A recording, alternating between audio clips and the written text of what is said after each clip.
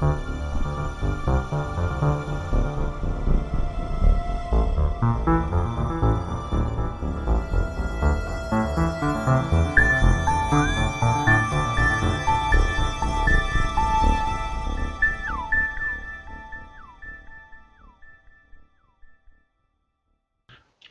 evening, and welcome to our YouTube channel, Into the Darkness, where my friends and I play the Call of Cthulhu role-playing game. I'm your host, Thom Rayleigh. Tonight we begin a new scenario entitled Mr. Corbitt, which was recommended to me back in August at Necronomicon in Providence, Rhode Island. Ooh. This will be about the second time that I've run this. This will be the first time I've done it online, and I'm going to try to use some of the Hangout features to see if we can make it more interesting. If you're watching, send me an email and tell me if it works out okay. Let's see. So we got a bunch of new players this time. Let's go down the line and have everybody introduce themselves and the characters that they're going to be playing. Let's start with, well, not all of them are new. Some of them are older players that have played before, but let's start with Corey. Hi, I'm Corey. I will be playing Francis McLean. He is a jazz club owner, originally from Paris. He came to Arkham about 20 years ago, hoping to start a new life in the United States. He currently is married, and he has 2 kids. Cool. Thom? Hey there, guys. So I'm going to be playing William Robinson, born and raised in Arkham, but studied at Harvard. I'm a corporate lawyer, and I'm on sabbatical leave. I'm just taking a break from everything, so I'm a little out of the loop, but I'm just taking time off, just to hang out with my friends and see everyone. I'm 6'7". I'm a huge dude, 270 pounds of just pure muscle. So I'm a pretty big dude, but the nicest, sweetest guy ever. Single though. Don't worry about that, guys. No kids. Cool. Jeff? My name's Jeff. I'll be playing the role of Robert Perry. My character is the local shoe store owner. I'm married to a woman named Margaret, and I'm kind of the opposite of Thomas's character. I'm kind of a small, wiry, mousy, bookish kind of guy. Okay.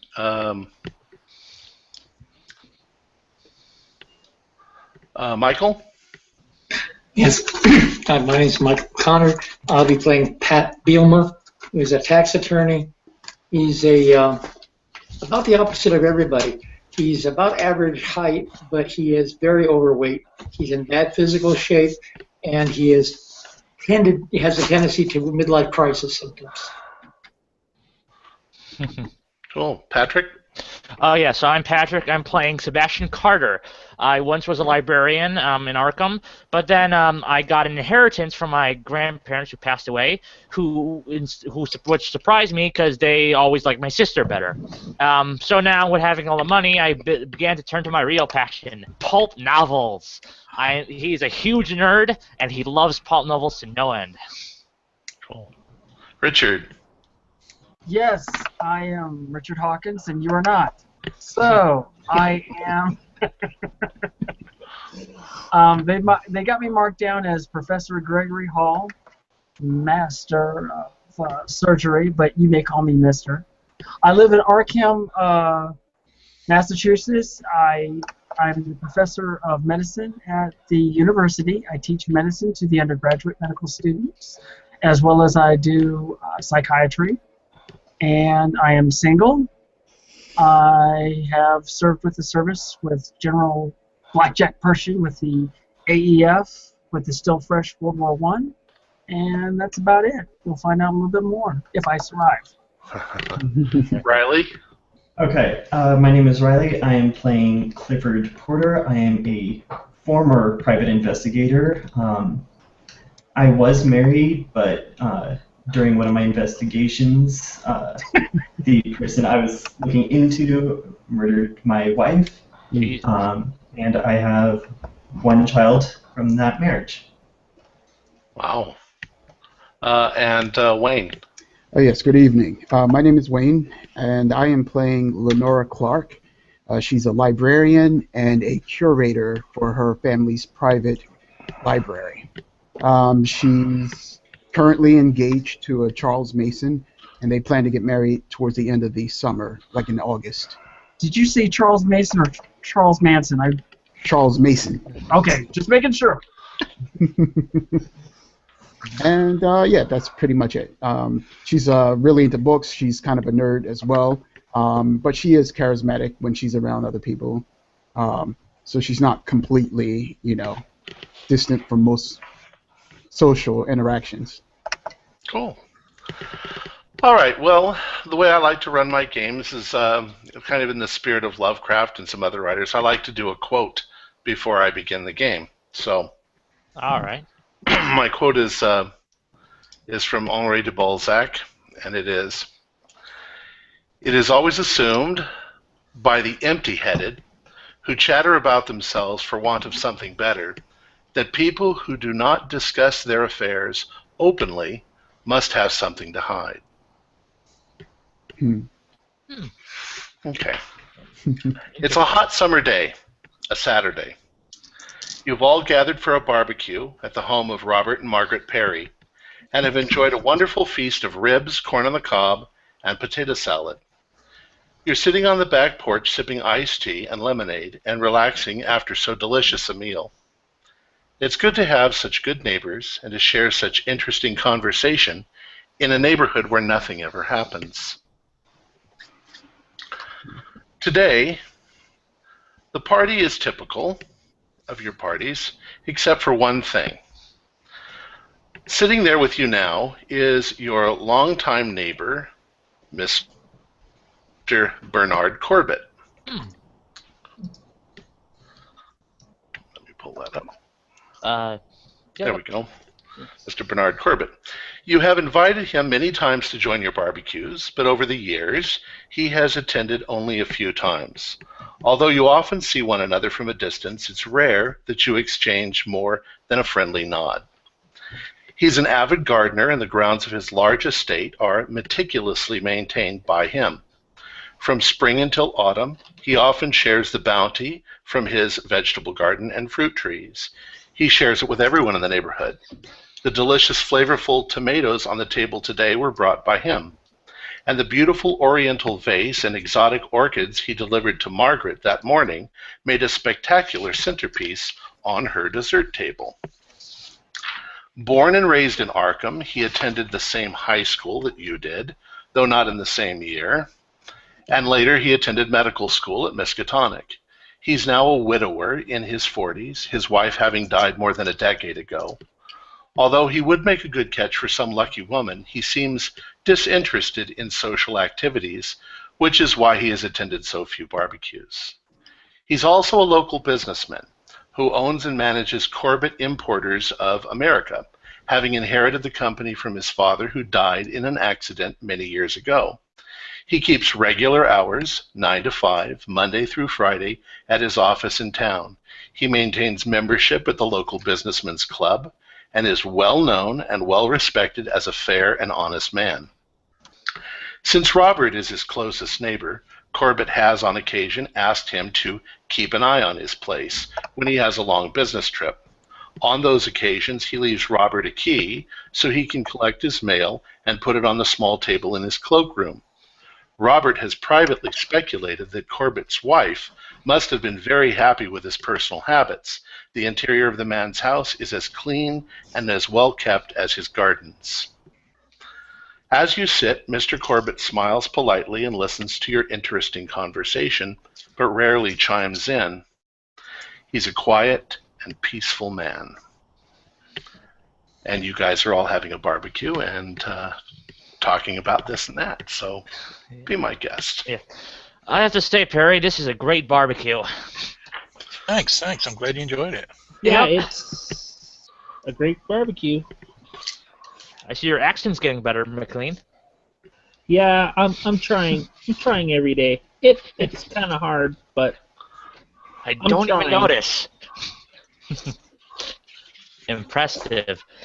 But I have to say, man, I've been trying to get that pulp radio station going, and I'm almost there. Well, if you need any music, I'm pretty sure our some of my good band can help you out there. Oh, that'd be awesome. That'd be splendid. I'm trying to create a new hero for Arkham, a dark avenger fighting mysterious forces. I don't have a name for him though yet. I'll think of it later. People don't go in for that sort of thing. It's too childish. It'll never catch on. Maybe it is. I like it. Leave it up to the 5-cent and the dime novelists. Spend your monies in bratwurst. I hear it's a good thing this year. Bratwurst, hey. Have to spend his money somehow, or else my sister will want it back. Siblings. Hard to deal with sometimes. Yeah, my parents always loved my sister better. So did my grandparents. But you did get the inheritance, yes? Yep. Don't know why, though. Well, it should always go to a man first. A woman would just spend it all. I resent that comment. I'm sorry. I didn't know that I stutter over my words when I see Lenora. Yeah. What I meant to say was that I think that it's just in better hands. Yes. Yeah. Hello, Lenora. Nice day. Yeah. So tell me more about this pulp series you want to have on this radio. Oh, well, it's based. I've been thinking of a very interesting figure that prowls the nights of Arkham, that hunts down evildoers and supernatural elements. Sounds like the police. Just don't have this hero dressed up like some furry animal or something like that, running around beating people up in the back alleys. Why not? I don't think it would ever sell. Yeah, no, I was thinking of an image of like perhaps a ferret or bat, but yeah, now that I think of it, it does sound stupid and silly. The ferret idea, I think, would go farther than a silly old bat. Who would? Like a bat? Naturally. Yes, indeed. Speaking of which, have you read the papers? Yes, I believe I have. President Harding's on a journey across the nation, didn't you know? Ah, yeah. What if you bring by Arkham? Well, wouldn't that be an event? It should. Bully. I believe he's actually heading for Alaska. Also, that weird jackal. I don't want it that near my house. That is what you're right about. Our costume character, the Jackal. Yes, that would be an excellent superhero, the Jackal. That's what you need to write about. And it has truth behind it. Yes. Not those little silly things that you hear on the radio. I mean, I do enjoy, hearing all my commercials and getting all my information over the wireless. I do like that on the radio. But the wireless, that's the future. Paper's going to go by wayside. Wireless is the future. Yeah. I don't know if that will ever catch on either. Well, we shall see. Well, it seems to me, if you don't mind me saying so, that the drawback with the radio is that the information that they give is in snippets and small pieces, whereas the newspaper can actually afford to give you quite a bit of information written down. But I'm not waiting to get my information by steamer or by telegram. By George, I'm getting it then. I think that's just amazing. Overseas. Well, speed over quality is never always a good thing. Well, I do support. Well, I still do want to have a radio programming, but I still would like to have more pulp novels in paper format for my reading and enjoyment. Have you thought about talking about botanicals or plants? I mean, a lot of people are into that. Who wants to hear about plants?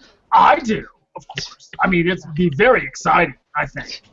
The only plants I want in my pulp novels are plants that eat people. That a hero must fight against. No. I mean, that's children's stuff. Well, yes, indeed. People that will support it. Well, Children don't support things. There are quite a few smaller plants that are insectivorous and do eat other creatures. The pitcher plant. Yes, well, those. The Sarracenias are native to the United States. They grow all over the place in bogs. Oh, interesting. I never knew. So much larger species grow in places like Africa, Madagascar, India. I remember reading an adventure tale once that takes place in Africa of a huge plant the size of 3 men. Does nothing like that exists? No, there's nothing like that. Of course, it could simply be that whoever finds the plant doesn't live to tell anybody about it. That could happen. Indeed. That could happen. Indeed. Yes, indeed. Here. Yes, here. The African Congo is a huge unexplored area. Very dense jungle. Never. It'll never get explored. Never. Well, not in a million years. I don't know. I would like to take a trip, maybe a safari through the African wilds. Well, our pulp friend might imagine dinosaurs living out there eating it.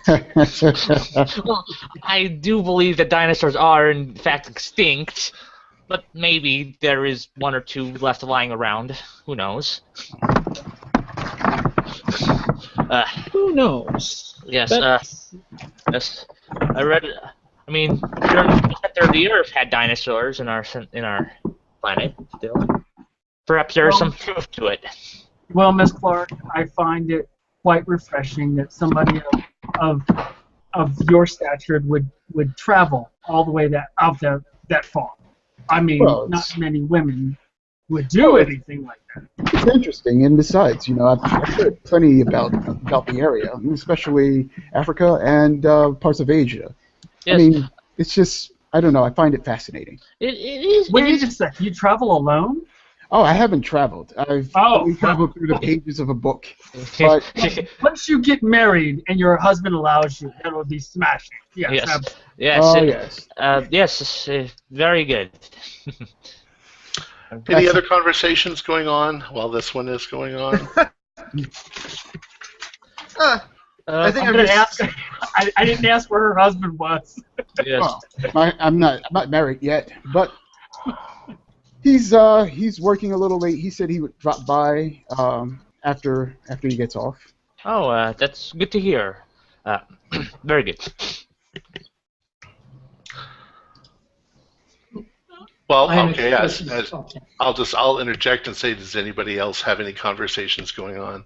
This could go on all night. We don't want it. Yeah. But you brought up the issue about the jackal. Yes. And that was in the paper, and I don't know. I find that kind of disquieting. Well, being the fairer sex, of course, and that's the reason why we're just trying to keep it. We didn't want to speak in mixed company. Dare I say? But if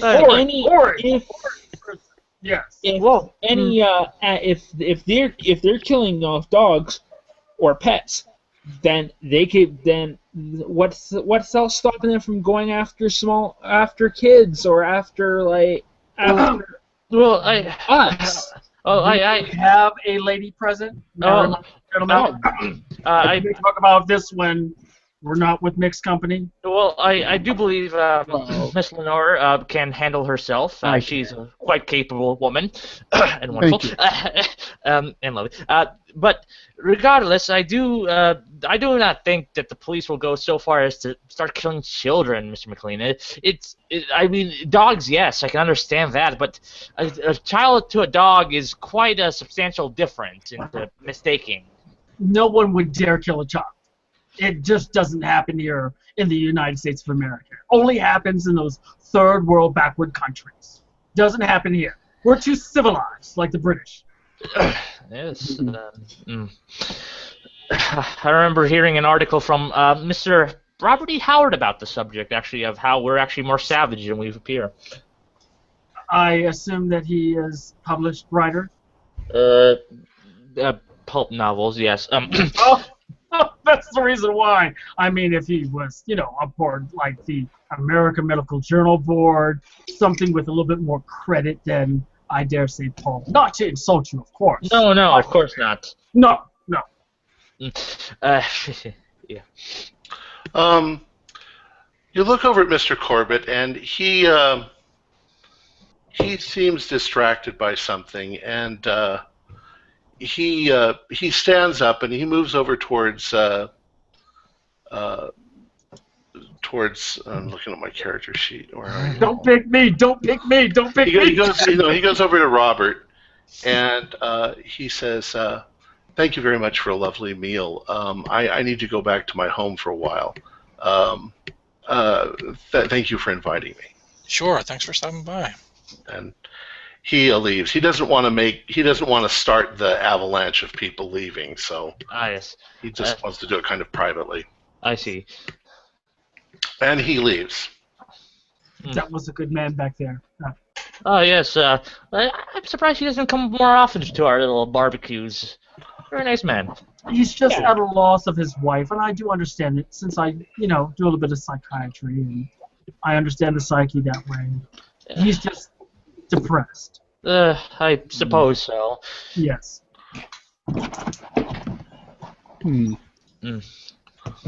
Yeah. I'm sorry. A second. Well, Don't pick me. Don't pick me. Richard, what did you just say about his wife? That she passed. Yeah, over a decade ago. And he's. I'm the doctor. Okay. I said that he's depressed. That's my opinion. What I thought you said was that she had just passed. And I just wanted to correct that. No, yes, it was. Of course, I'm the doctor. I know these things. That's why I'm the doctor. Damn it, man! I'm a doctor. And he's still depressed because of it. He needs electroshock therapy, I think. I don't. Whoa! That's perhaps a bit much. I am not a doctor. Yeah. Of course, and I am, and that's what we do. That's quite ghastly. To me, people should just go to a jazz club and just relax with some music. That's how it gets me relaxed and not. That's probably how Jackal started. I hate to say it. Jazz, it's not true evil. I do enjoy it, but you have to use it in just little tiny measures, because you don't know what could happen if young, influential people would hear jazz. They might do things like drive a car. That's rock music. Well, Francis. Rock doesn't exist yet. No, not yet. Not yet. Yeah. Otherwise, I would have been talking about rock music. Jazz is very influential. Yes. Especially in France. And who has a war? Yes. Well, I do. I say more? Yes. Well. It's that. So anyways, it's that dab jazz. So anyways, your conversation goes on for the afternoon, and you eventually, wind down your conversations and head for home. Now, what I'd like to ask is if any of you are intrigued about anything and want to do any investigation before we move on to some future date. Well, since I do like the plants, I'm going to take a look at the orchids and curse underneath my breath that his orchids are better than, my little garden patch that I've been trying and struggling with, and he's got to have some sort of secret fertilizer, and that'll be the tone of my conversation after Mr. Corbitt leaves, because I'm jealous of him. Yeah. I would like to look into more of this Jackal. It seems like a great idea. I'm taking the idea of having a hero called the Jackal for my radio station. I think by learning a bit more about him, and just kind of, getting some outlines for a script would be kind of fun. That's what I'm gonna do. It. I'm gonna also try and find more of who these guys are. What the Jackal's an animal, though. I thought. It is. Well, a jackal is an animal. Yeah. The jackal is. He's called the jackal because he's killing little animals. Right. Yeah, that's what I would like to do. Is just see if I could find any more information, or kind of be on watch. Well, how would you like to explore that? How I would like to explore that is... Any more newspaper reports? Like, is there, first new sightings of this guy? I would like to go check the library, check to see what happens, and just go talk to the police and stuff like that. So we've got some people going to the library. Well, that sounds like my favorite place, so I'll head to the library as well. This would probably thank you for joining us. Yes, nice to be working with you. Okay, so she smiles at you, and she says, "Come along." She pats you on the back. Let's come along. Yes. Anyone else doing anything or wanting to explore something, or? Hey, Thom. Yes, sir. Because I'm just, a nice, quiet guy, listening to the conversation, just sitting there watching Corbitt leave. I just want to go over to his house and knock on the door just to see if he was uncomfortable or if he had a good time or not. Just for future reference. Okay. Thomas, we can't hear you. You can't hear me? No. Were you talking? Yeah. I heard him. I heard him. Good. I heard him. Yeah, I heard him too. Okay. So. Okay. All I could see was his mouth moving. Oh. Must have glitched out. Yeah. Okay. It must have glitched out on your end. Yeah. I want to go to Mr. Corbitt's house, knock on his door, and just to see if he's okay, if if he was uncomfortable and that's why he left, or if he had a good time or not. Oh, that was you talking? Yeah, that was me talking. There are so many people here. It's like I would like to I take credit can't see who's since it talking. sounded like a good idea. I'm just saying. Yeah. Thank you, Thom. Thank you for saying I sound like a different person. Yes. Well, it's that Godzilla thing. Your mouth wasn't matching what you were saying. Oh, okay. So I thought you were talking in the background. Anyways. No, I'm here. All right, so we got two groups. One going to the library, one going over to see Mr. Corbitt. Are we playing Call of Cthulhu? You never split the party. Oh, that's my thing. Well, My character doesn't know playing Call of Cthulhu. Yeah. It's a bit early for that to be a fatal gesture, though. All right, well let's simply do Mr. Corbitt's house. You go over and you knock. You go over and you knock on the door. Okay. And after a few minutes, you can hear footsteps on the hardwood floor coming towards the door, and the door opens, and he's looks just kind of like, "Oh, hello again. Is there something wrong?" I saw that you left the party a little early. Was everything all right? Were you uncomfortable? No, I'm just I'm working on some things. I've been doing some experiments with different kinds of fertilizer, and I realized that I had something that I needed to do in that vein. Okay. Well, you understand that we're having another barbecue in a little while. Were you thinking about coming to that? I'll consider it. We'll just see. You are planning on having one on next Sunday. Okay. Well, we're having one next Sunday. I hope you you come, the others think that you're depressed and lonely, but you seem like a nice guy. You seem like a decent enough guy. I'm not. I'm married to my work, so. That's what I assumed. Thank you for your concern, anyway. No, I just know how the others can be a little abrupt, and they can go off on trains of thought. They can kind of, Oh, it was nothing. It was nothing that any of you had anything to do with. All right. Well, I guess I'll see you next Sunday then. I'll try. Sure. Okay. Corbitt, I don't know if we're really friends. We are neighbors. If you need to talk to anybody, just let me know. Yeah, I'm just across the street and over once, so just feel free. All right. Anyways, if you'll excuse me, and he closes the door. He doesn't close it in your face, but Yeah. He's nice. See, I told you it was that fertilizer. I told you it's that fertilizer. Let's jump to the library. Who all is at the library now? Me, Lenore, and Corey? Yeah, Francis. Sorry, Francis, I'm sorry. All right. You can all do a library roll. First of all, what are you looking for? I'm looking for the first report of an incident of the jackal. All right. Yeah, I will try and look up that. My library roll is 85. Oh. I got a 72. All right. Let's see if I find anything.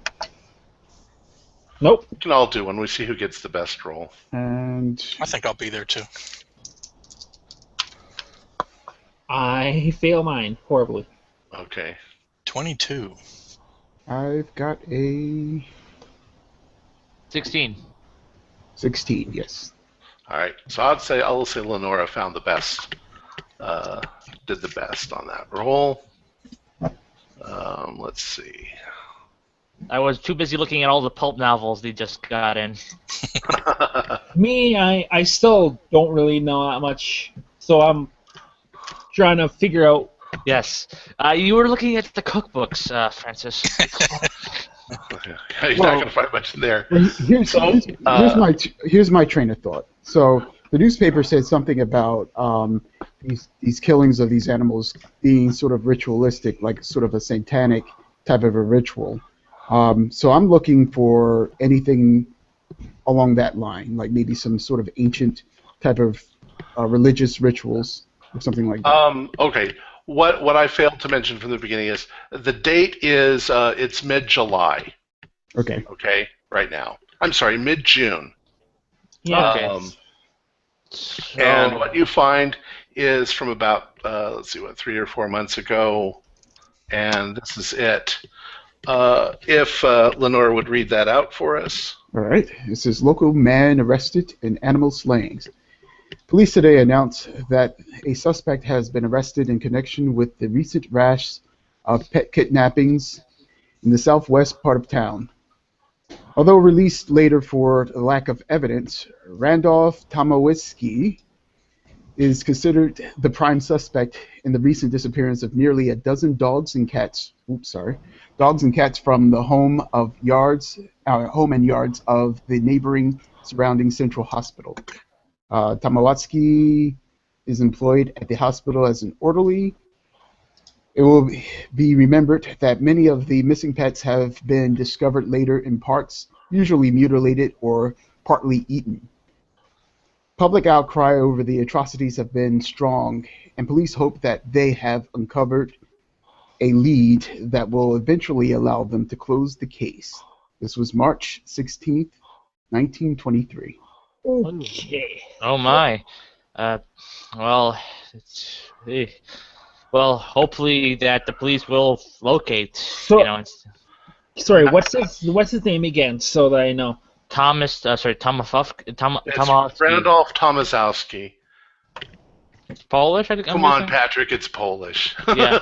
Well, wait a minute. This man was an orderly, right? Yes. At a hospital, I do believe that requires knowledge of medicine and surgical implements. Well, wouldn't it be understandable that this happened a few months ago though, so Yes. Never mind. I was thinking about the other article in the paper speaking about the closing of the asylum and them taking in some of those people into the Central Hospital. Yes. So I'm thinking that maybe. Can you see that? Yes. Yeah. Well. Yes. Can you read it? That's why I like using it. I have it on my iPad, so I can actually zoom in. Because Central sanitarium damage. Central Hospital is currently housing the overflow patients from Friday's disaster.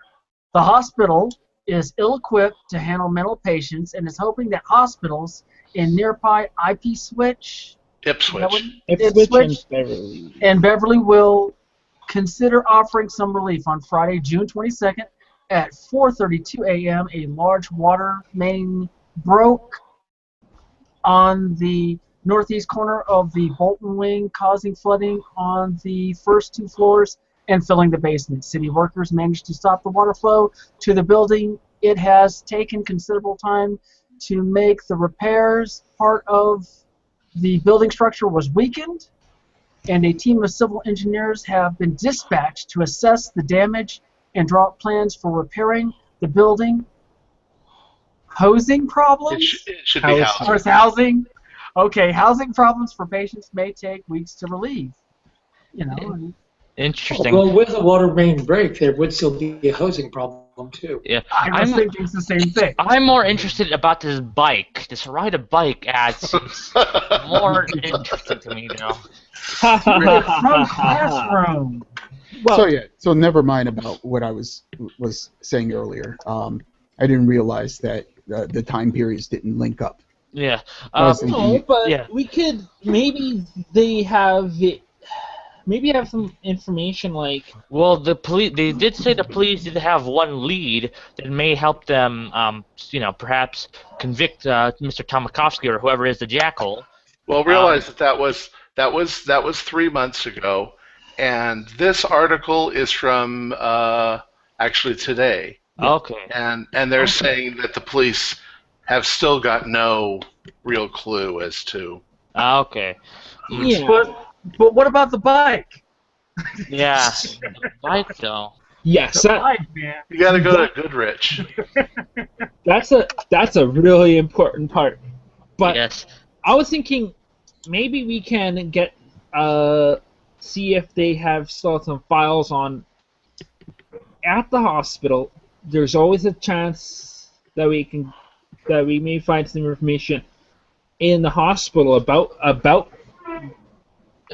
But again, I don't believe they would let us into the hospital to simply, investigate one of one of their employees. Well, here's a question. There hasn't been any more killings of animals lately, has there? Lately, no. But so it seems that when they did arrest this gentleman, using that term loosely, it seemed that the killings stopped. So perhaps they did have their guy. No, they actually didn't stop. They did continue for a while. Okay. They've become more infrequent, probably because people are keeping their pets. I got you. In safer places. How dare they? What was I saying? Oh yes, who quoted the term the jackal for this killer, or like what? Who knows? It's just one of those things that it's probably a reporter said it first, and then. I see. Interesting. Well. Could have been somebody that was interviewed that lost their pet. It's that damn jackal or something, Yeah. No, it said that it's. Can you go back to that article, because there's something that really. Which one? The one from March. You mean the one from June? No, the one. Oh, I'm sorry. You're right. The one from March. I just wanted to check something out here. Also, do we know, is Randolph an orderly of the hospital, or the mental hospital? Central Hospital. Okay. So yes. Because there's something that really okay. Okay.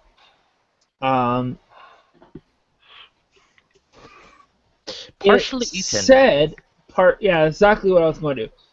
Partially eaten and mutilated. Now.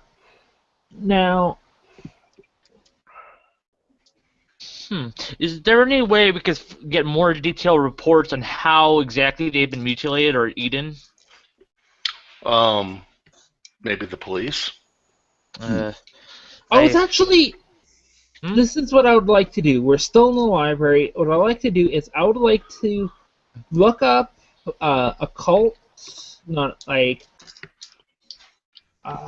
what's a saint like cults and something with that, and I'll try to backtrack to have the similarities between mutilated and.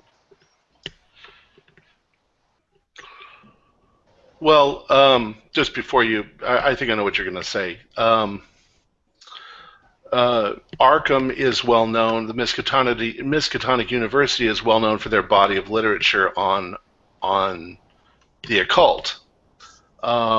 So there's probably a whole shelf full of books on witchcraft and demonology in this library. Are we in the Miskatonic University or no? But you're in Arkham, so it's a popular subject in Arkham. That's where I would like to go to find more books about occult and just. Well, rather than put it to that, what you find even in this library is numerous references to animal sacrifice and dismembering animals, and I mean it's kind of what you expect witches and warlocks and well, actually, to do. I've actually found a better way of actually describing it. I like to find cults that have that similarity of doing that kind of sacrifices. Specific cults? That's once again probably most of them. Here's the better question would be: is there any kind of rituals that are conducted in this time of month for killing animals? Not particularly, but there's nothing particular to this month in these animal slayings. They've been occurring for 6 months. Yes, I see. I would perhaps like to speak to the police, although I feel that they may get suspicious of me asking about a jackal. What? Yeah. Get suspicious of you asking all these technical questions of where the bodies are, what was done. Yeah. No. I know where it said Go that. ahead. Especially since the case hasn't been closed. Yes, sure. I don't. As much as I would like to get more information for my pulp, for creating a character of, very accurate proportion to this real life jackal, I still feel the police would not take my reasoning into account. Miranda rights have not been invented yet, so it's okay. Go ahead and see what happens to you. No. BRB, I gotta use the washroom. All right. It's the police. You all kind of figure if anybody knows anything, they would know something, and you've never had any bad dealings with the police. The police are just the people that occasionally drive by and wave at you. As it should be. Yes. Maybe Clifford Porter could use his former occupation to get a contact. Yeah, I was just thinking that. Would I know someone in the police that I could talk to? Sure. I mean, yeah, you've probably met a few people in the police department. Down at the local coffee shop. You gotta take a couple of $2 with you, and there you go. That's a big bribe back then, man. $2 whole dollars. I got $2 whole dollars, not 5, but 2. Yeah. You're not that rich.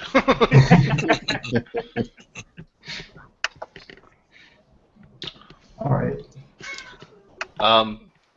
just kind of as a funny aside, I live in a small Massachusetts town myself, and there's parking meters in the main town that I have to use occasionally.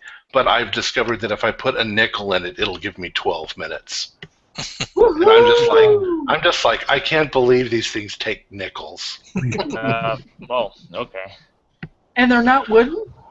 No, but they're not digital either. Right. Yeah, that's right. Did I miss anything?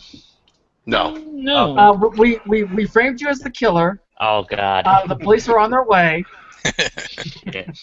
And we've solved the Scooby-Doo mystery. Let's do the Scooby-Doo ending. Yes. It was Sebastian Carter all along. With in the purple room with the candlestick. Yes. Yeah. Okay, so next move. Well. I think that we've come to our wits' end here, and Yeah. I mean, while it's an interesting mystery to try to solve, it's getting late, and Yes, I do agree. Perhaps it'd be more valid to do more research as it comes up. yeah, I mean, it's a curiosity, but I don't think it's Naturally. I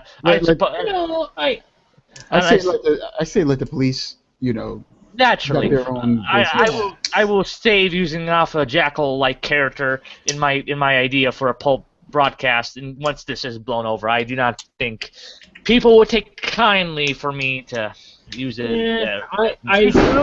Too soon? Fluffy!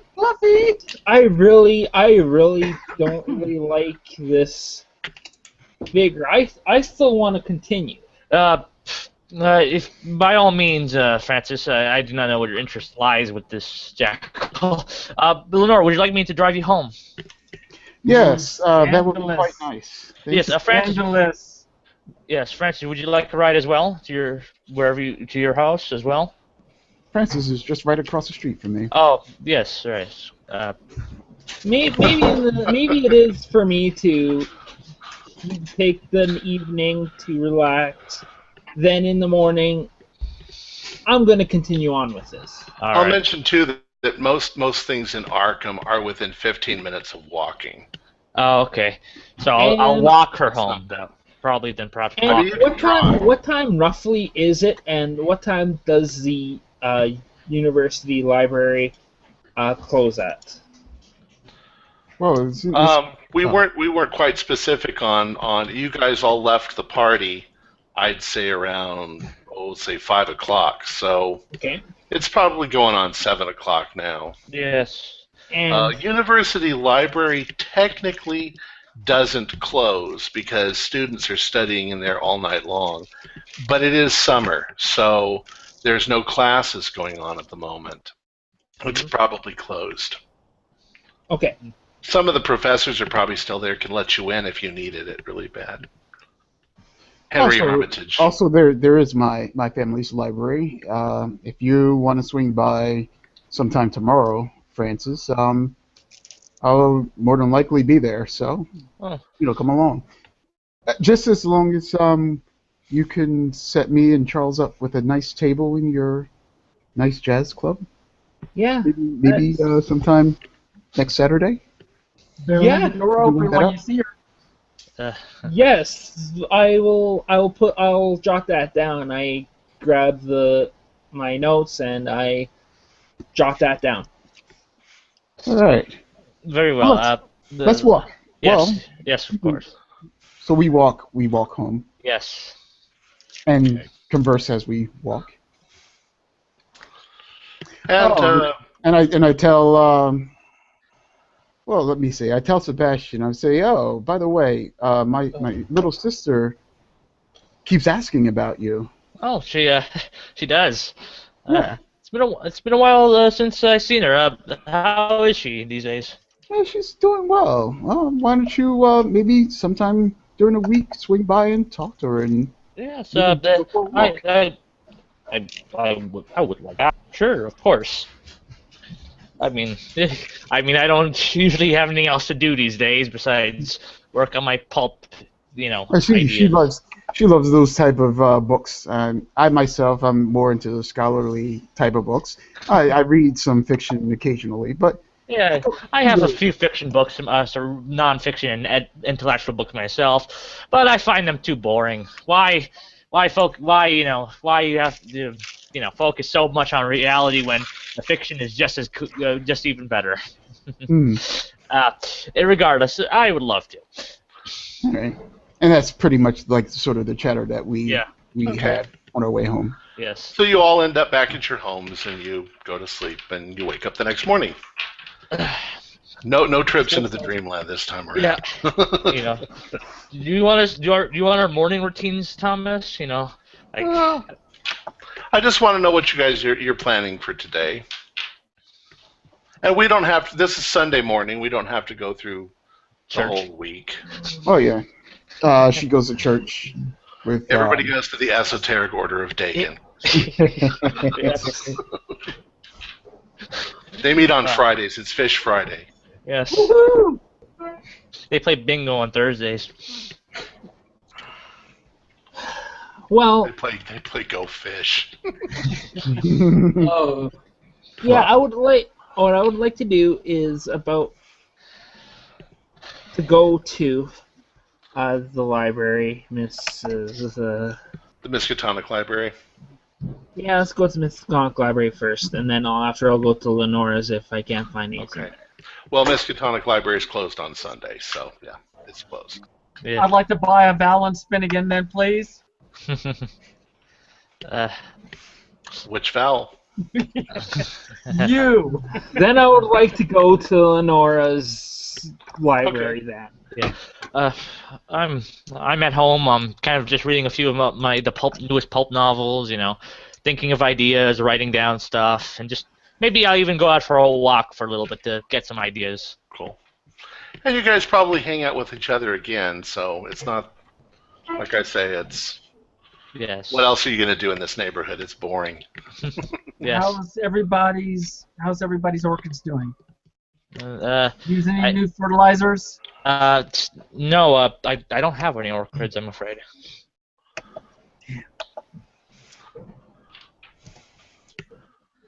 Orchids are a little more tricky than just Oh, planting. I know they are.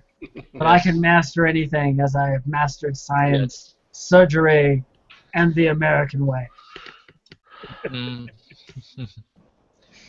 Thinking what Okay, else? so well, let's do Lenora and Francis. So Alright. Francis, you show up at Lenora's family estate, the Clark estate, and what do? I walk up and I knock on the giant doors. Okay, so I guess I'll say my little sister comes out, and I mean my little sister, by saying little sister, she's about 19 years old. She comes out and she says, "Oh, how can I help you, sir?" "Oh, Hi. Mr. Francis, how's it going? How are you?" And she's like, she's kind of saying, I don't know, she's acting a little shy or whatever. And she says, "Yeah, how can I help you today?" Is Lenora home? I need to talk. I need to talk to her about. I need to use the library. Sure. So she says, "Oh, come on in, come on in." You walk into her Oh, house, her estate, what? and then What she a goes nice and place. yeah, she says, "Make yourself comfortable. Do you want a drink or something like that?" Just water. All right. She sets you up with some water, and she goes and she gets Lenora. About maybe 5 minutes later, Lenora comes down and says, "Ah, yes, Francis, how's it going? How are you today?" I'm doing pretty good. Good. Good. This way, and she's like leads you to the library. By Which is, the of way, course, a magnificent library with glass fronts on all the shelves and. By the way, I did talk. I did have you booked in roughly about 7 to 8 o'clock. Oh, great. You have a VIP table there. Thank you. I appreciate it so much. she shows you her library, which is pretty extensive. There's a lot of rare books there.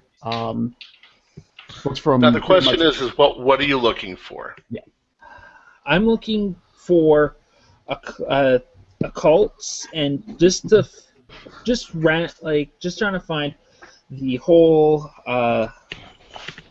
the markings of what. You're looking for specific religious cults. Yes. And which culture are you looking for? I mean, we have Egyptian, we have Mesopotamian. Well, it is a jackal, so maybe Egyptian would be a place to start. Okay. Yes, let's try Egyptian. Well, unfortunately, this is what you find. You find that there's, of course, nobody has like a definitive work on actual cults that exist right now. Almost every literature piece is going to be ancient cults and religions from other countries and stuff like that, but nothing really specific about, killing small animals. I mean, other than to sacrifice them, the Hindu sacrifice. Even the Jews in ancient times sacrificed animals. They don't now that there's no temple, but so you're kind of overwhelmed with the amount of stuff. It seems like you're not really going to find anything significant. There's time. You can always start one. Well, and it's also, unless you knew some more details about the exact nature of the mutilations, and if there was anything specific about them. Yeah. Okay.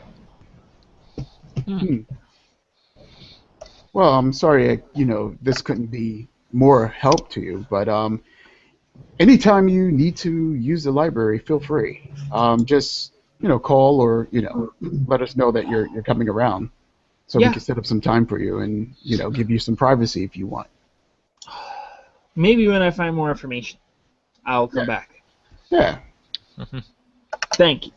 Yes, no problem. Would you care for something to eat or drink while you're here? What time, Game Master? What time would it be? Oh, it's fairly early in the morning. Let's say 10 o'clock. Okay. Have you had breakfast yet? Seemed like you just probably got up and.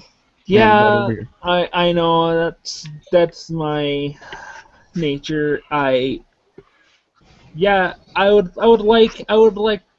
gladly like to have something. Okay, yeah. So, I go into the kitchen and whip something up for him. Actually, I decided to also, while I'm doing this, I'll bake a nice little pie or something like that for Mr. Corbitt. I mean, he seemed to be sort of out of his element last night or yesterday at the barbecue. So maybe as something like, hey, don't be shy, we're neighbors, and that sort of thing. So I mean, that's pretty much what I'm doing for I guess the rest of the morning. Mm-hmm. Okay. Anybody else want to do anything? I want to be constructive. I also would like to go over to Mr.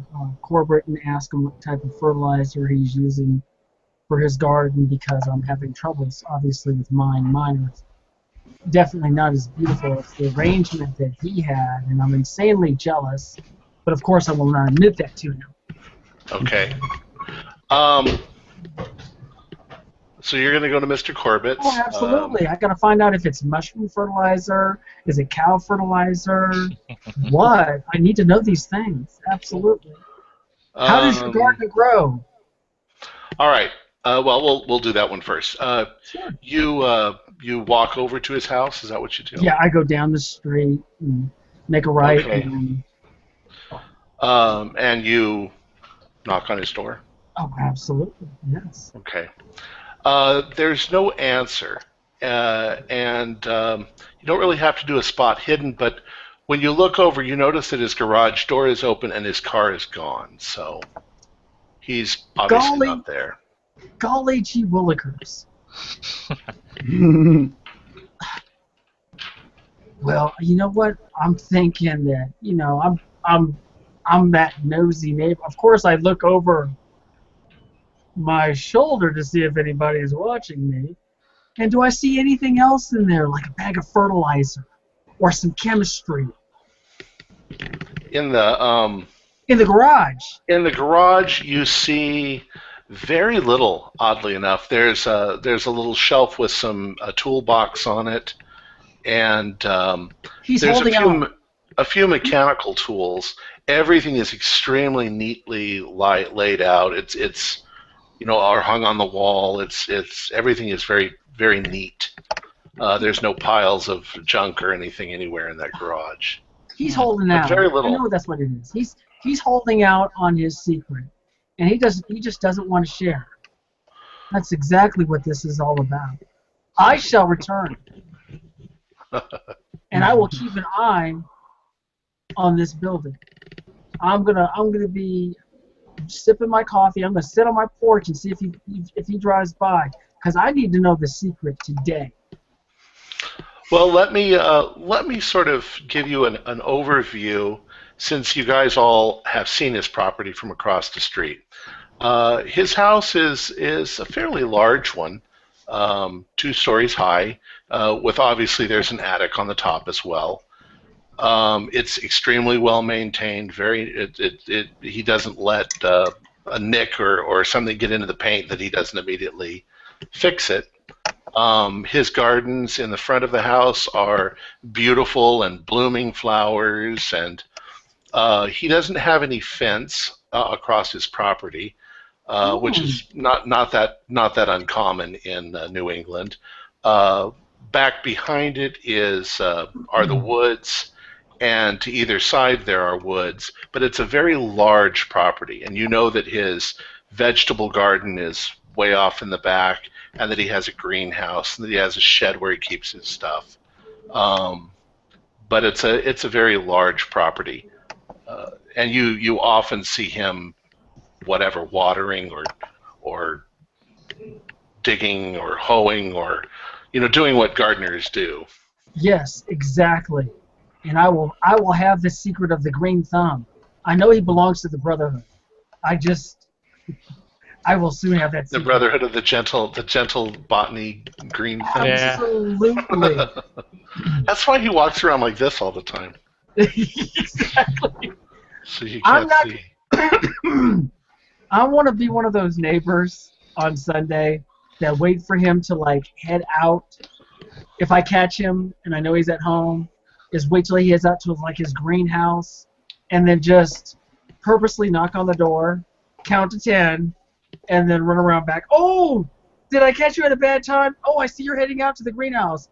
Oh, I just wanted to ask you a few questions about your tomatoes. And then, of course, be that guy looking around to see what he's got. I can see Mr. Hall doing something like this, being that way. All right. We'll wait for that moment. I'm waiting. Yes. Well, is anybody else want to do anything? I guess I'll go for a walk. Try to just kind of walking around. So you're all doing just sort of mundane things. Yeah. Right. Yeah. I'm actually sitting on my porch watching him watch Corbitt's house. Yes. Yes. I'm a nosy neighbor. I'm watching what he's up to. I got a little notebook with me. Like a pocket notebook that I'm writing down ideas when I got them. Sometimes sketching stuff. Mostly beautiful women, because Francis he's feeling defeated. He walks back to his house. Well, the day wears on, and I don't know if you sit out there waiting all day long. Mr. Corbitt's car shows up around 3:30, and he pulls into his driveway and gets out. And do you want to do anything? You want to bother him, or do you want to just? Oh, I'm gonna. He's got to go tend to his children in the glass green room. I know it, because there's still daylight. I'm gonna wait 15 minutes. Oh heck, 10, and then I'm gonna head down there. Okay. Well, since I've seen him pull up, I guess I would have, been looking around and been about the house. I see him pull up, and I find that this is a proper opportunity for me to bring over, the pie that I made for him. Ooh, pie. Not So, so as he's getting out of his car and sort of straightening his clothes, he sees you coming with the pie. And he stops and he smiles, and he's like, "What is this?" Oh, good afternoon, Mr. Corbitt. Just a small gift. Seeing that you seem to be a little bit out of it last night, maybe it was too much of a social gathering for you. But just wanted to let you know that you're part of this neighborhood, and I just wanted to do something nice for you. And Well, that's very kind of you. yeah, please enjoy And this. please call me Bernard. Okay, You don't Bernard. need to call me Mr. Corbitt. Mr. Corbitt was my father. This is very well, Bernard. What kind of pie is it? This is my specialty. It's a Granny Smith apple pie. Oh, very nice. It's sprinkled with cinnamon and A taste of America. yeah, a few other You my had- special ingredients in there that are secret ingredients to the Clark family. So let me know if you enjoy this, and once you're done, just bring back a dish so that I can. Well, thank you very much. That's very nice of you. Anytime. Anytime. Would you like to come in for coffee or? Yeah, sure. why not? Actually, I'm sorry. I'm sorry I said that. I have some paperwork for my business that I have to get done before tomorrow. It's If understandable. I can, perhaps sometime this week, I'll invite you. Oh, that sounds fine. Would you mind if I bring my fiance Charles along? Perhaps Of we can course, have that would be very nice. All right, I'll see you sometime this week then. All right. Enjoy the pie. She, waves and heads back to her house. Okay. And he goes to his big old front door and sort of balances the pie as he fumbles with the lock. Yes. And Do I pass by like as he's fumbling? yeah, probably. I go, "Do you need some help, Mr. Corbitt?"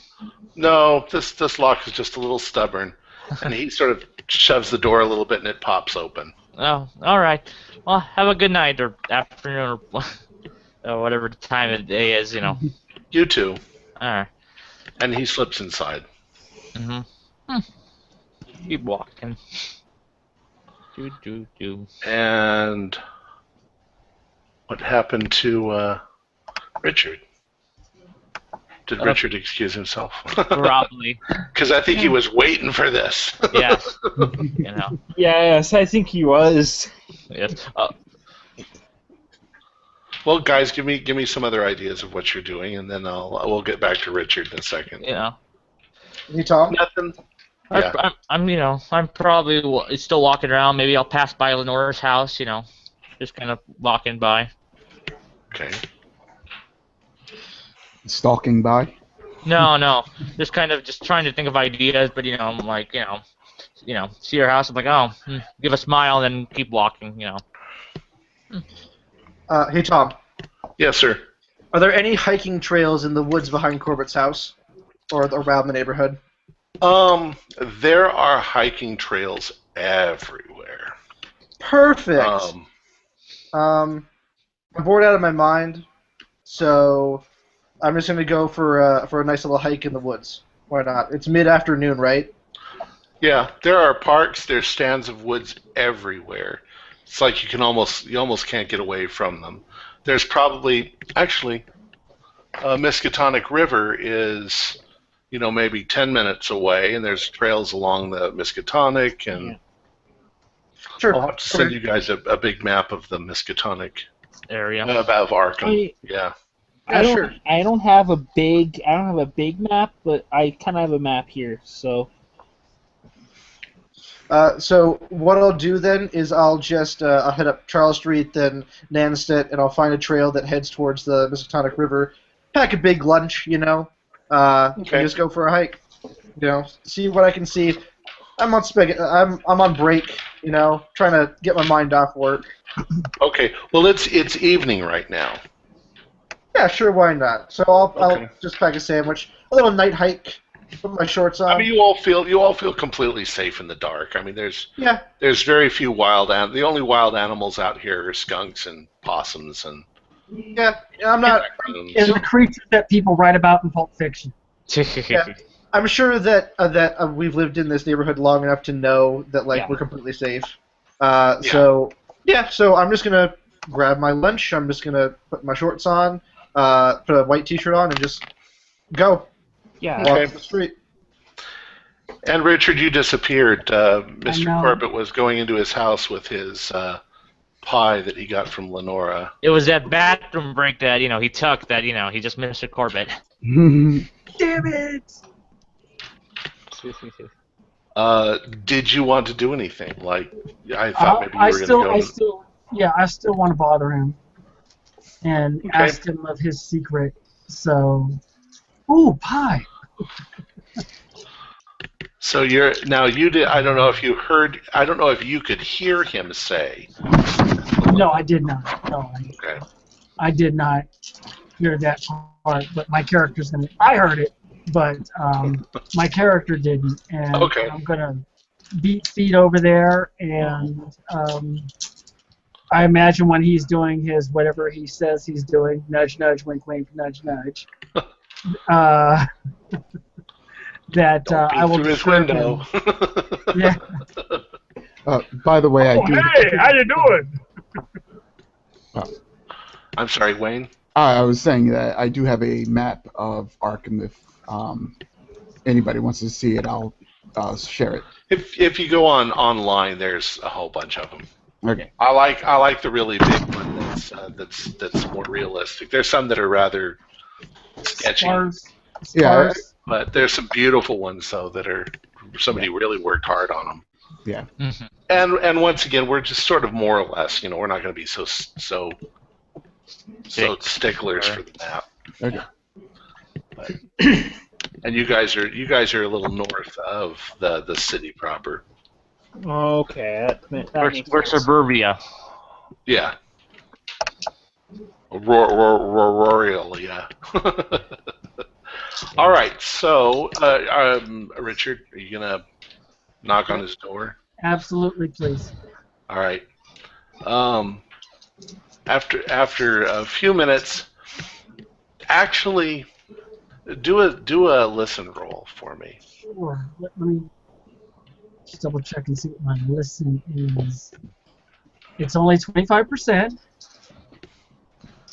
and my percentile dice say 82. I don't hear a damn thing. Okay. Not what a you do damn thing. here, once again, you hear his feet approaching the door, and he opens it up, and he's like, "Oh, hello, Richard. What can I do for you?" I'm sorry, not Richard. Yes, I was looking for who you were looking for. I am Mr. Gregory Hall. Hello, Gregory. What can I do for you? Bernard, I am sorry to bother you on this beautiful Sunday afternoon.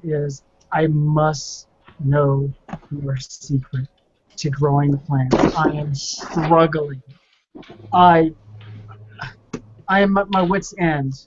Can you share your secret with me?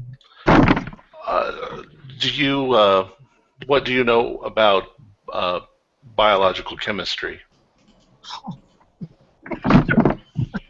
Of course I do. I'm sorry, I meant botanical chemistry. No, my good man, that's my problem. If it deals with the body, I feel comfortable. But I've sort of had I guess it's my hobby that's been going on for quite a few years. The damn good one, man. I try so many different concoctions to come up with interesting fertilizers. Right now, I'm working on one that's basically I'm taking a different approach than using the three common chemicals, and you can see what I'm doing is I'm taking vegetable matter, leaf litter, grass, and so forth, and grinding it up and adding certain bacterial funguses to it that cause it to break down faster than it would in nature.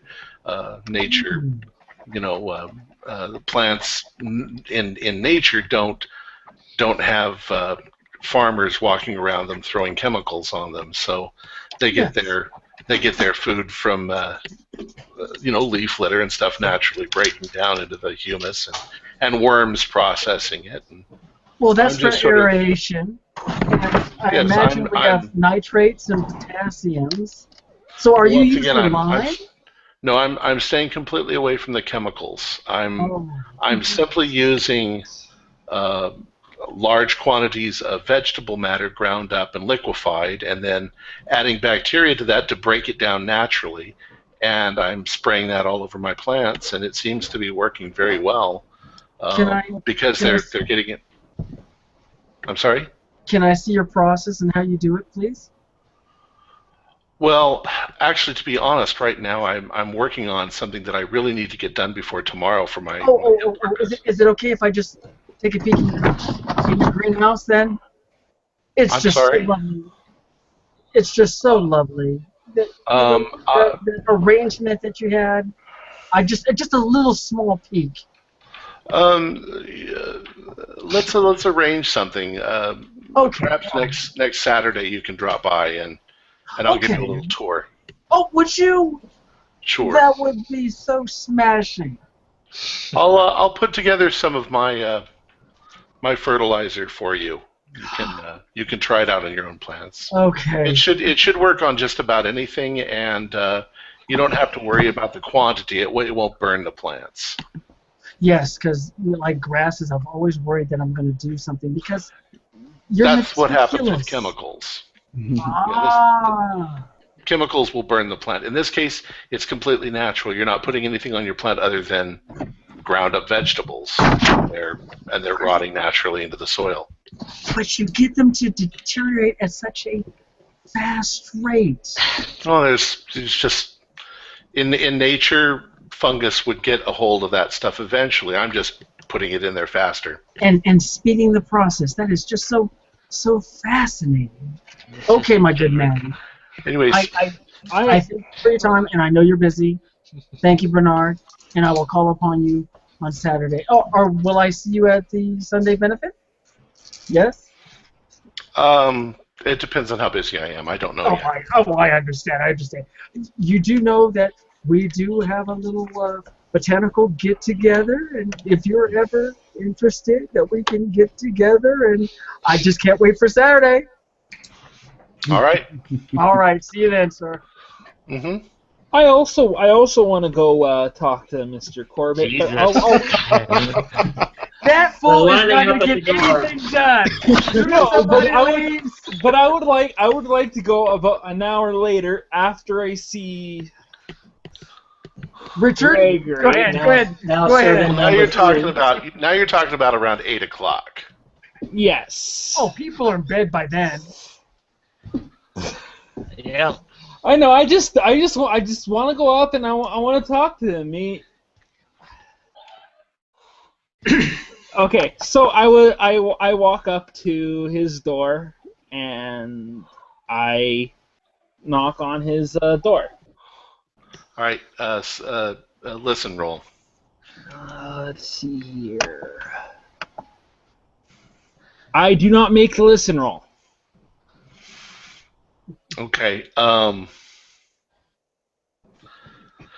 This time, the lights in the house are on. You see the window next to the door. The curtains sort of move out of the way as he looks out, and he's got a look on his face, kind of like, "What the fuck?" 8 o'clock. People are in bed. And you hear him step towards the door, and Gregory, go away!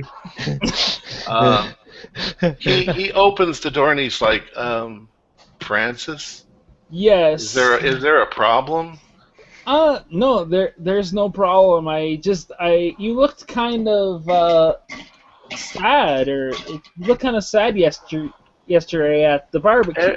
everybody seems to be concerned for my emotional state. There's nothing wrong with my emotional state. You know what time it is? Yes. I know what time it is. But He's French.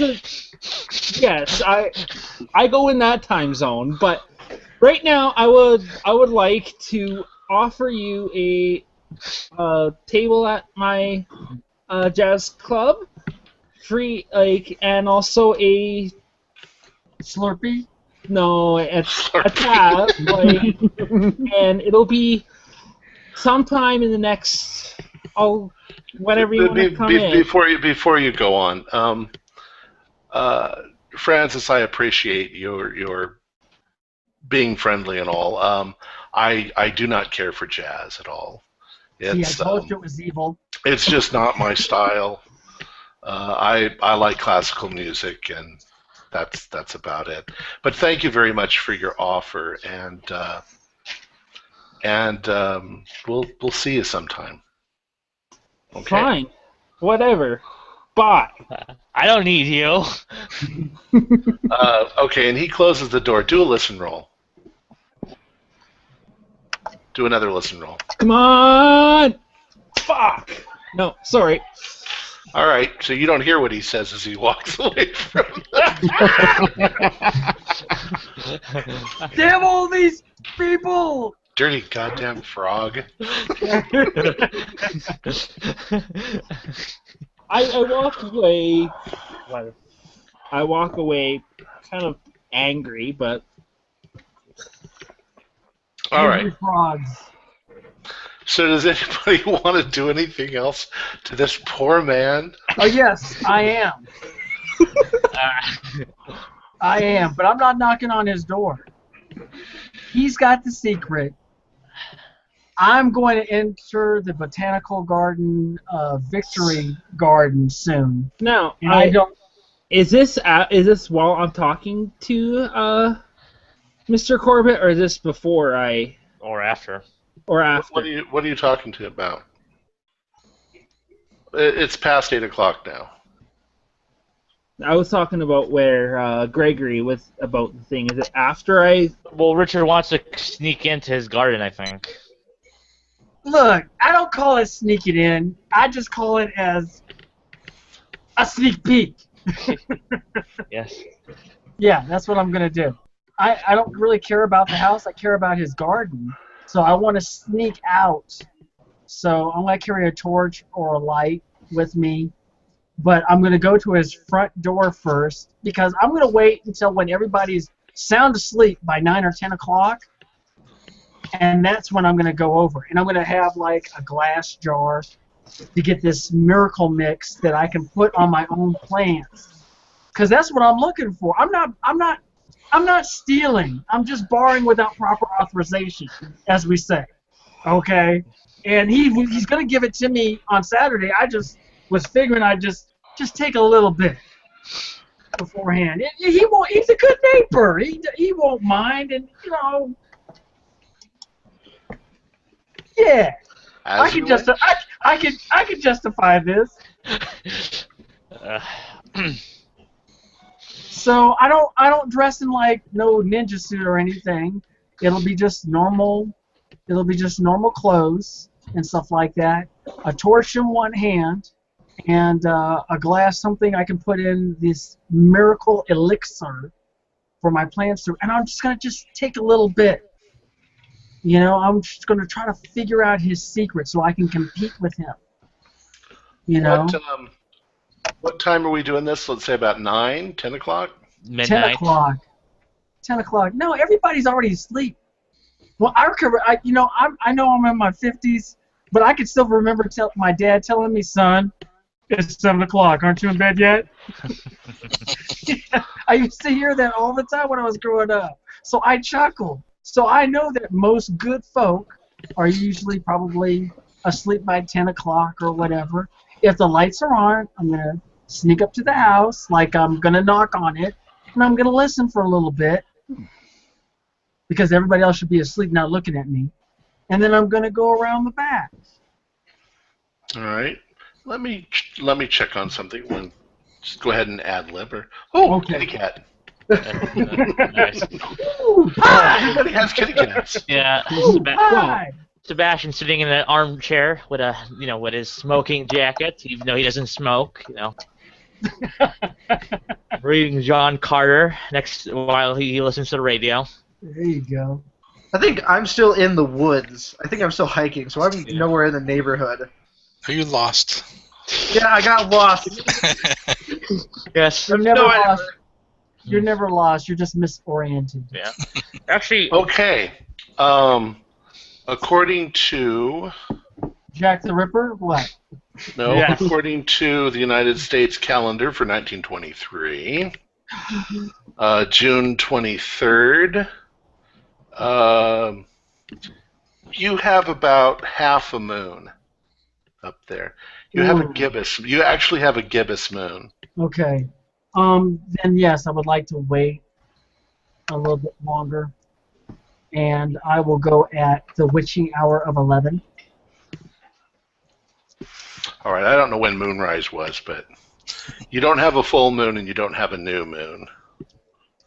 I'll wait till 11. And what do you look? How are you looking around? You got a flashlight? Yeah, but I'm not going to activate it until I'm inside because I know what I'm doing. Well, realize this is the country, so it is almost pitch black. Yes, sir. Except for this. So how are you going to look? No, look where you're going. Well, just the first thing is there's no street light. There's no street lights on the street, correct? Nope, no street lights. So once I see the features, once I get closer to his house, like one house away, I turn off the light. I go up to the front door. Are his lights out? Matter of fact, everybody's lights are out. You can probably see mine in the distance. I'm, like a little bit late night reading. My lights are on right now. Now, are you? I know that. Wait, so Corey, are you? Francis is probably at the club at this time of night. Yeah, you're still making your money, player. You're making your money. Go make your money. Whose lights are on is what I'm concerned with. That's probably me then. I'm probably just still reading a little bit. Are you across Probably the street? Sebastian. I'm a little bit down the street. Good. So you ain't seeing nothing. Good. Yeah. All right. So that's good. I get Miss Clark's lights are out, I assume. Yes. Well, the lights are in the entire house except for the library portion, which is sort of in the back. So. Good. She's in a library. She's got. She's in the library. She's a woman. She's reading. It's Sunday. She's been to church. Don't underestimate the newsiness of. Where is your husband? Where is your husband? I don't have a husband yet. I'm not married yet. I'm not sure anybody should trust Lenore right now. Her sanity is at 1. I know. Wow. Did you even have a husband? Yeah. You can, Wayne, you can change that number on the where the dice roll thing is. You'll see the thing that says counter. Okay. You can change that number. You can add to it. And change it. You can change its color if you want to. Oh, cool. There you go. He's getting smarter by the moment. All right, so you're going to sneak out into Corbitt's backyard. Mm-hmm. All right, well then let me go ahead and show you Corbitt's property. I want to go as far as the garage. Well, now the garage is on the far side of the house. Let me bring this up. You'll see. When I made the map, I didn't have any of your characters, so it says your house for Robert Perry's house. So just pretend that says Robert Perry. I'll change it for next time. Very nice.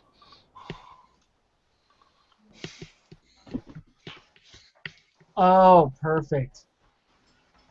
All righty. The garage is separate from the house. I am. Can you actually see my arrow? Yeah. Okay, the garage is over here, yeah. And his car is parked right here. He doesn't Well- park it in the garage during the summer. I don't know why. He just doesn't. Okay. And which direction are you coming from, here or here? I would be coming from the left because my house is down on the left-hand side from his house. Okay. Yeah. But if it's advantageous to go to the right, and I don't know about that, then I would like to say I go to the right. Just kidding. I come from the garage side, and I will try to make sure that his lights are off. And They're off. I am going to, once I get to the little pavement or concrete where the garage is, I am going to pretend, just in case somebody... Yes, Corey, I can hear you. I will go to the door like I'm knocking on it and everything. So you're going to go here? Yes, please. Okay. It's as quiet as a mouse. No sound at all. Great. Then I'll go back to the left. And I will go around the far side of the garage. And when I'm even with the garage, I will flick my light on downward and get my bearings again, but cover one of my eyes so I still have my night vision. Get my bearing. And is this a gravel pathway? Dirt, gravel, plants. You know, Okay. he likes to plant little ornamental things here and there, and I will test my foot over by the garage where he still hopefully cannot be seen on the back door, it looks like. And I will see if is it noisy, like gravel or... yeah, the path itself is gravel. Okay, then I'm going to stay to the left of the path, and I'm going to follow that path all the way to the greenhouse. Okay. Well, when you get to right about here...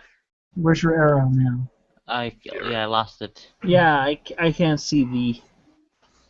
let's see. Long as it's in my favor, I'll accept it.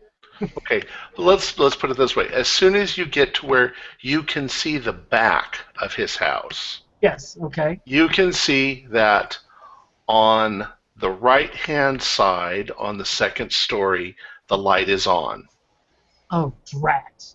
You couldn't see it from the front. Okay, all right. I will wait 5 minutes just standing there and see if I hear anything. You know, like those damn Germans or Russians or the Italians. You know, they're so undisciplined. Let's see what happens. You don't hear anything or see anything. Good. Now I shall advance. Okay, so you're gonna head. You can see the greenhouse in the dark. Yes, I can see my target. I will try to make my way to the target with my glass. With my Louise, glass. next week's adventure, we're going to be looking for her body. Okay, you're at the front of the greenhouse, and you see very clearly with your light there is a big old padlock on it. Are you kidding me? Who locks their door? Nobody. Innocent people don't lock their doors. This is 1921, people. I'm in an affluent white neighborhood. Who locks their door?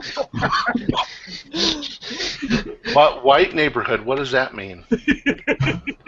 we have this is a different universe. There are no. Okay, I was gonna say okay. My waspy neighbors.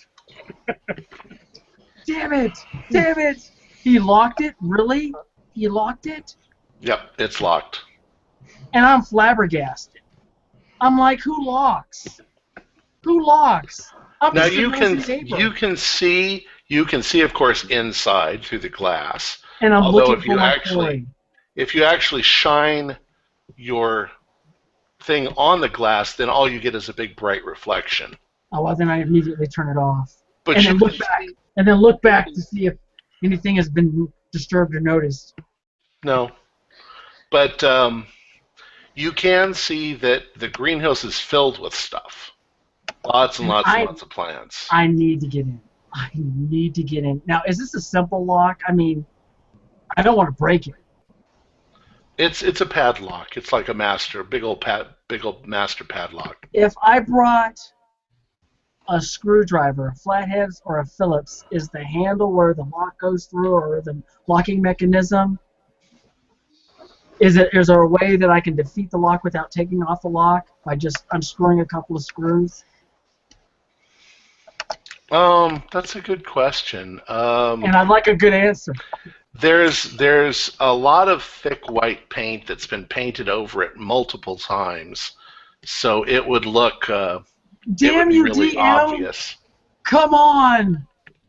I'm trying hard. Yes. I don't want to wait till Saturday. You know what? Is there an open glass? I'm gonna go all the way around and see if there's any. Maybe he's. I know the top's sometimes open, sometimes the sides open, and I'm just trying to catch a whiff of that aroma. You can't really see anything that's open. Okay, next, the shed. Let's head for the shed. Maybe he keeps non-chemistry things in there. All right, so you're going to head over to the shed? Of course. All right. I'm not going to go back empty-handed. Okay, you get to the shed. Is it locked? And it is not locked. Aha! Well, of course I'm going to open it up. Okay. Quietly as possible. Inside are every sort of thing that you'd expect: rakes, shovels, small trowels, everything extremely neatly arranged, everything pristinely clean. And there's some buckets, and that's about it. Does he have his Clippers. tools like everybody back in the day, like in the 60s? Did he have his tools where it's painted so you knew that pliers went where? Not really, but Okay. that would just be one more step. He probably hasn't thought of putting all the little things around it. Are there any keys lying around on a hook? That's my No. next question. No. You know what? You're not making this. You know what? I'm a player. I'm not a DM. You're making this hard for me. I just want you to know that. That's how it should be, but... Are you... Okay, I'm going to... I'm not going to say... Because I don't have any lock-picking skill. You can try the vegetable garden. No hints from the peanut gallery. No hints. I'm going to go back to the greenhouse and lightly shake the padlock, wishing it that would open magically, of course. And then once that's done, I will brood and I will leave. But first, why is this man still up late at night? And I'll peer upwards to see if he's pacing, because that's what depressed people do. They pace. And I really think he needs electroshock therapy. Well, I'm obviously I'm not going to tell you what you couldn't possibly know, but he did say that he had a lot of work to. But he did say that he had a lot of work to do before tomorrow. Yeah. All right. A lot of paperwork. Yeah.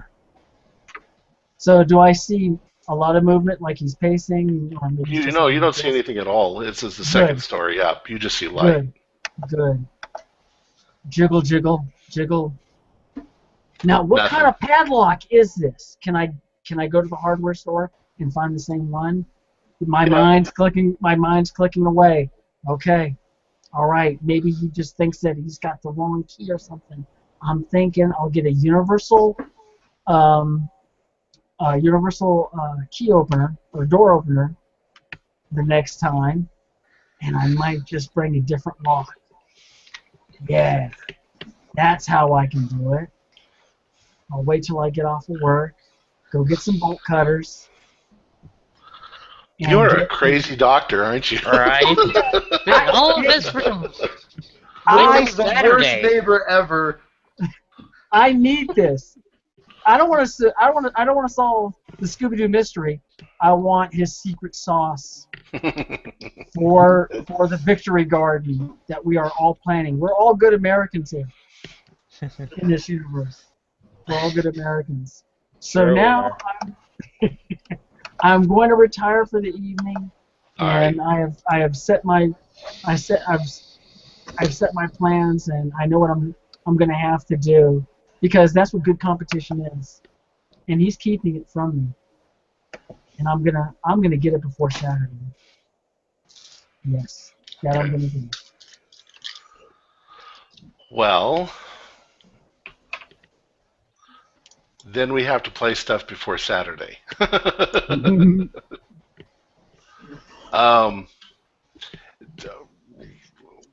Does anybody else want to try anything? Anybody crazy like myself? No, I'm just gonna go to bed. This might.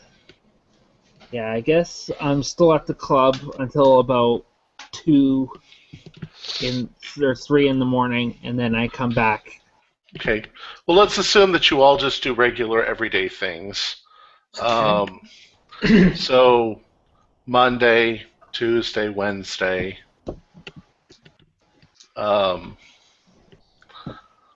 Because you said it, I guess I have to. If you're going to try anything again, Richard.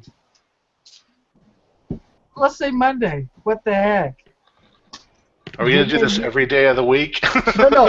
All I want is the formula. So the next night, Monday night, I'm going to try again, and I want to be ready. I want to have bolt cutters and something that looks very similar to his lock, and I'm going to get that secret formula. And then I'm going to leave him alone. And then when he mentions something, I'm going to say it's those gosh darn kids. Those teenagers are doing something all the time, like using fake dice. I'm rolling against my spot hidden to see if I've noticed that Gregory has lost his mind. Yeah, I wanna. Monday is usually a slow night at the club. Thom, I'll get you a routine of what Francis does, so that. But I would like to do. Usually Mondays he does not stays at home, so I'm gonna roll a spot hit and see if I can see Gregory with the bolt cutters. I went to Ace Hardware before it was invented. Damn it! I just want to see if I see you. And that's a fairly good. Fine, Mr. Jazz. Francis, as you're coming home that evening, go ahead and just do a spot hidden. Let's see.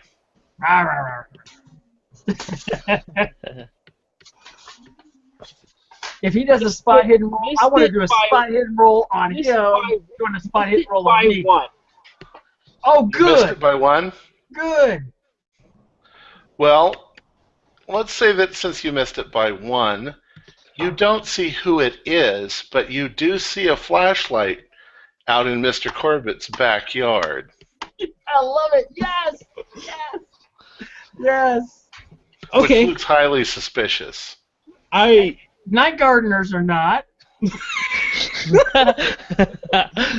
Okay, so then I wonder what the heck is going on. So I follow, trying to sneak. So do you want me to roll a sneak thing?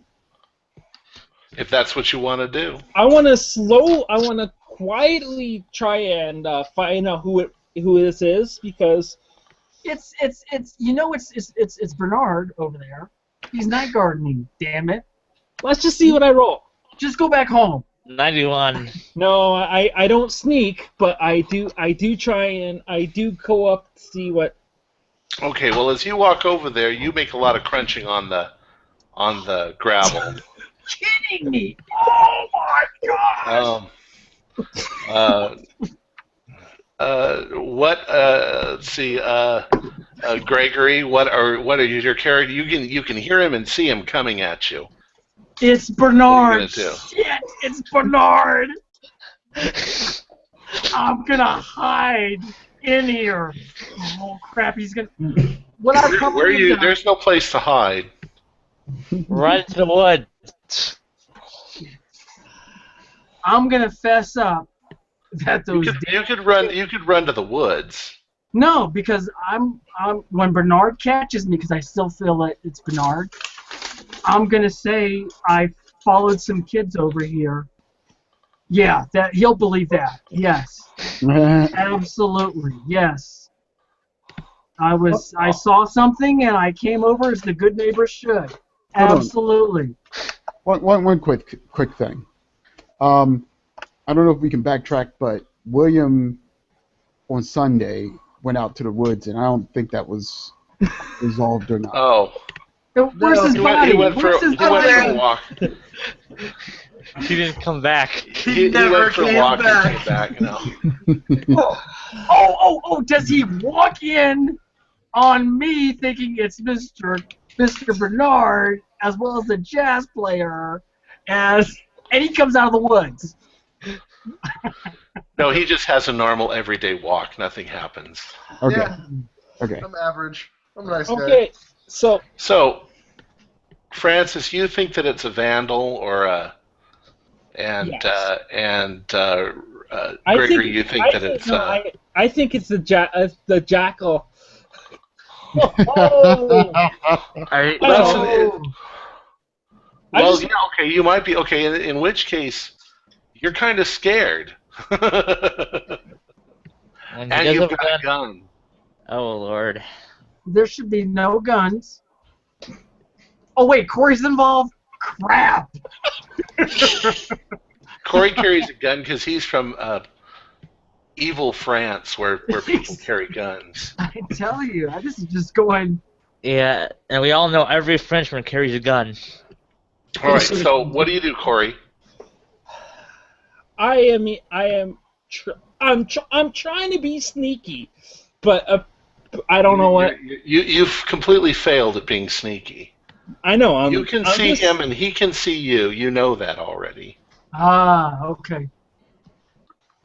I go around and I'm like, I'm trying to make sure that I go around and. Who the heck are you? Who the heck are you? And you recognize the French guy's voice. Yeah. Well, at first, I'm not going to say anything. And how close is he to me?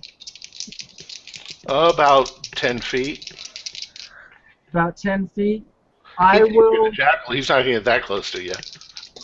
Well, I'm gonna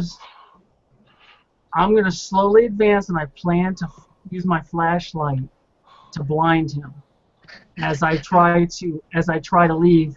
And I was so close. So close. Okay. Let's do opposing dexterity rolls to see if you blind him. Okay. All right. So, Dex 13. ooh, I got 05. Okay, you didn't blind him. He's like, cut that shit out. In fact, if anything, it revealed who you were because the light bounced into your face. Damn it. So, Francis, you know that it's Gregory. Damn it. Yes. So now I'm more calm. I go up. I said, Shh, quiet. Shh. What are you doing over here? You almost scared the fucking bejesus out of me. What? You scared the bejesus out of me too, because I'm following whoever was in here. What are Did you you- exactly? Did you see him doing? or it? Did you see him or it too? No, I don't know. I just seen a figure and it turned out to be you. What? I saw a figure and it turned out to be you, but I saw another figure and it turned out to be something else. Okay. Here, Look, come let's. What let's are just leave this you place. trying to do? Why I'm trying to find the person that was in here. Why do you have bolt cutters? It's not my bolt cutters. Then why do you have them in your fucking pants? I just picked them up off the ground.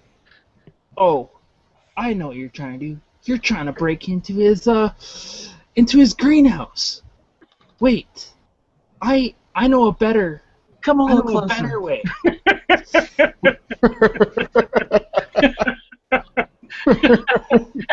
as he holds the bolt cutters in his hand. What I would like to do is I would like to show him that I would like to try and do a lock pick roll on the lock. Why? Let him dig himself a hole. You don't have the means to pick that kind of a lock. You don't carry lockpick tools like a criminal, and Yes. and even then, this is a deadbolt. It's a master lock. It's not like a door lock. Or a padlock. It's a padlock. Look, it's probably somebody that's after his botanical stuff that helps grow those lovely flowers and plants. And I was going to thwart those people or that person. Now, I don't know why you're thinking, look, here, this is the United States, Frenchie. Let me explain how things happen around here, buddy. Okay? This ain't no jazz club and everything. But I'm on the right side of the law, and I was trying to find, and you scared them off. And look, I don't want to have this conversation anymore.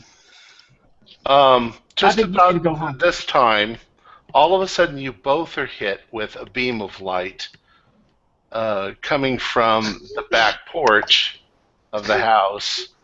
And, Instinctively, I duck. And it's just like one of those kind of military things. It's not like, it's instinctively I duck. well, Mr. Corbitt is walking towards you. Oh, and I he's know. like, who's there? Show yourself. See what you've done, Frenchie. You're the one. I was here before the other people here, and now Start you woke punching, him damn up. it. I'm gonna try and dodge, just trying to hide from. There's nowhere to hide. There's no trees or anything. Where you guys are I standing. just stand there. I'm gonna wait for Mr. Corbitt because he'll understand. He'll definitely understand about the person that was trying to break in, and I didn't run to call the police. I just wanted to make sure that everything was okay. And I do place the jar over to the side here. I don't know why a criminal would be carrying a jar, but it's surely not or mine. bolt cutters. Or that's what I found. Bernard. I'm going to tell him when he asked me. I'm going to say, Bernard, that's what I found. Wait. Let's do it. Okay. So, what the hell are you people doing in my garden? Bernard, I just happened to see some lights over here, and I came over. I found the door ajar, and I guess I scared them off, and our other neighbor here was kind enough to back me up, and I kind of look at pause and give him the pregnant pause and look at him, and I guess we scared him off. I don't know if they've done any damage. Do you want to look around a little bit?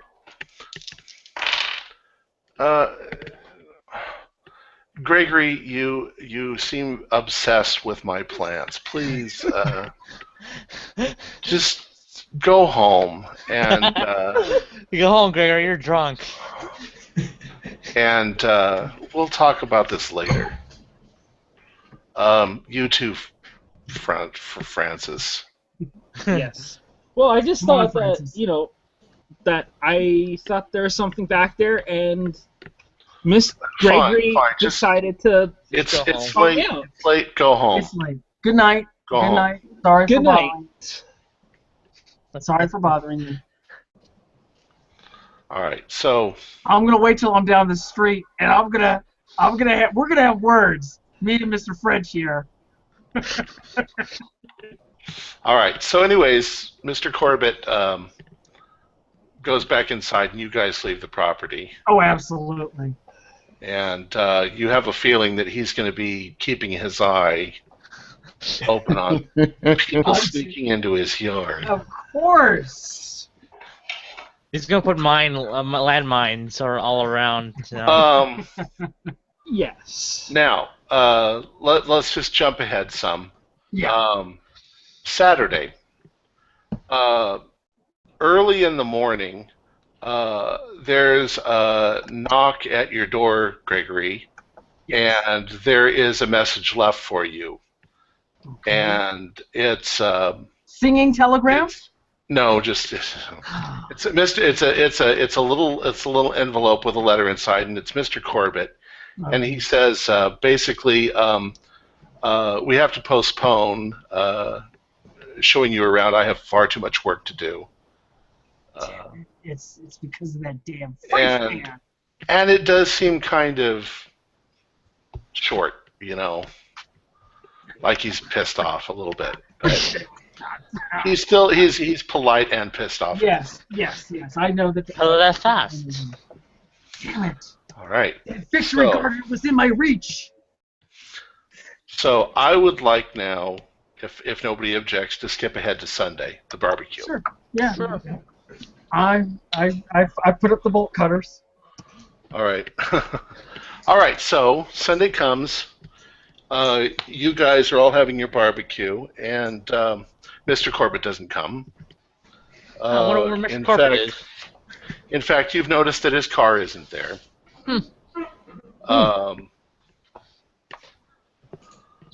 The afternoon gets really kind of hot and muggy outside. So you're at Robert's house once again, and you all decide to go in and sit in the living room, the parlor, and whatever, you know, smoke cigars and yes, here. And have a little brandy and. Oh yes, yes, it's prohibition, but in this private area, nobody cares what you're doing. Yes. So this is Go ahead. I go up to Gregory during the thing. I say, I'm sorry. I was out of line there. I shouldn't really worry about what you're doing. I just thought that you were the jackal. I thought it was somebody in there. Gregory is still sticking to his story. Okay. Okay. Well, you guys and I'm glad that you did come out there. I really am glad that you came out there to back me up and everything. But he seems a little sore at me, so I'm going to give it. Time heals all wounds. Okay. So you guys patch up the difficulty there. It's about 3:30 in the afternoon, and you guys are all sitting in the living room now. Robert Perry is sitting in his favorite chair, and he's from his position as he is chit-chatting with you. He can see out the front window of his house across the street. Okay, but he's the only one who can see. And as he's sitting there, he notices Mr. Corbitt's car pull into the driveway. And Mr. Corbitt gets out and goes to the trunk of his car and seems to be fiddling around with some packages. But Robert, you're only half paying attention.